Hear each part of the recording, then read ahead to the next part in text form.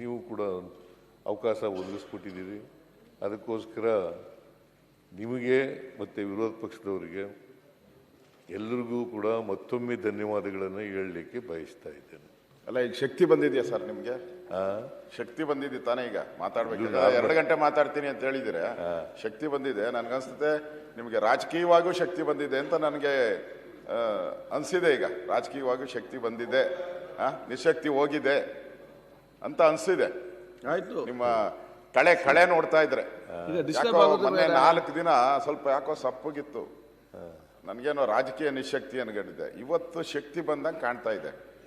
ಶಕ್ತಿ ಉತ್ತರ ಕರ್ನಾಟಕ ಕಡೆ ತೋರಿಸ್ಬಿಟ್ಟು ಏನೇನು ಶಕ್ತಿಗಳು ಬಿಡುಗಡೆ ಮಾಡ್ತಾರೆ ಸಾಧ್ಯನೇ ಇಲ್ಲ. ರಾಜಕೀಯ ನಿಶಕ್ತಿ ಇದೆಯಲ್ಲ, ಅದು ಬರಲಿಕ್ಕೆ ಸಾಧ್ಯನೇ ಇಲ್ಲ. ಅಂಥ ಅವಕಾಶಗಳಿಗೆ ಅವಕಾಶನೂ ಇಲ್ಲ, ಮತ್ತು ಅಂಥ ಸಂದರ್ಭಗಳು ಬರೋದೂ ಇಲ್ಲ. ರಾಜಕೀಯ ನಿಶಕ್ತಿ ಇಲ್ಲವೇ ಇಲ್ಲ. ಶಾರೀರಿಕವಾದಂಥ ನಿಶಕ್ತಿಗಳು ಇರ್ತವೆ sir. Daily dinner party daily ನಡೀತಾ ಇದೆ ಸರ್. ಮಾನ್ಯ ಅಧ್ಯಕ್ಷ, ಇತ್ತೀಚೆಗೆ ನೀವು ರಾಜಕೀಯವಾಗಿ ನಿಶಕ್ತಿ ಆಗಿದ್ದೀರಿ ಅಂತ ಸಾರ್ವಜನಿಕ ಚರ್ಚೆ ಇರೋದು. ನಿಮ್ಮ ಆರೋಗ್ಯದ ನಿಶಕ್ತಿ ಬಗ್ಗೆ ಚರ್ಚೆ ಇಲ್ಲ, ರಾಜಕೀಯವಾಗಿ ನಿಶಕ್ತಿ ಆಗಿದ್ದೀರಿ ಅಂತ. ಸುನೀಲ್ ಕೂತ್ಗಳಪ್ಪ. ಈಗ ನೋಡಿ, ನಿಮ್ಮಲ್ಲಿ ಒಂದು ಮನವಿ ಏನಪ್ಪ ಅಂತಂದ್ರೆ, ಅಶೋಕ್ ಅವರು ಮಾತಾಡುವಾಗ ನಾನು ಒಂದು ಚಕಾರನು ಕೂಡ ಎತ್ತಲಿಲ್ಲ, ಮಧ್ಯಪ್ರವೇಶ ಮಾಡಲಿಲ್ಲ, ಕೂತ್ಕೊಂಡು ಕೇಳಿದ್ದೀನಿ. ನೀವು ದಯಮಾಡಿ ನಾನು ಮಾತಾಡುವಾಗ ಕೂತ್ಕೊಂಡು ಕೇಳಬೇಕು ಅಂತಕ್ಕಂಥದ್ದು ನಿಮ್ಮಲ್ಲಿ ಮನವಿ. ರಾಜಕೀಯ ನಿಶಕ್ತಿ ಅದೆಲ್ಲ ಉತ್ತರ ಕೊಡ್ತೀನಿ ನಾನು. ರಾಜಕೀಯ ನಿಶಕ್ತಿ ಯಾವಾಗಲೂ ಇಲ್ಲ.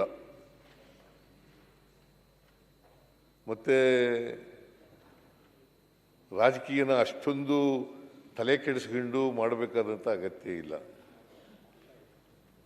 ಅಧಿಕಾರ ಜನ ಕೊಡೋದು, ಜನರ ಆಶೀರ್ವಾದ ಮಾಡಿದ್ರೆ ಮಾತ್ರ ನಾವು ಈ ಕಡೆ ಕೂತ್ಕೊಳ್ಳಲಿಕ್ಕೆ ಸಾಧ್ಯ ಆಗ್ತದೆ. ಜನ ಆಶೀರ್ವಾದ ಮಾಡಿದ್ರೆ ಆ ಕಡೆ ಕೂತ್ಕೋಬೇಕಾಗುತ್ತೆ. ಅಂತಿಮವಾಗಿ ಪ್ರಜಾಪ್ರಭುತ್ವದ ವ್ಯವಸ್ಥೆಯಲ್ಲಿ ಜನರೇ ಮಾಲೀಕರಲ್ವಾ, ಅವರೇ ಪ್ರಭುಗಳು.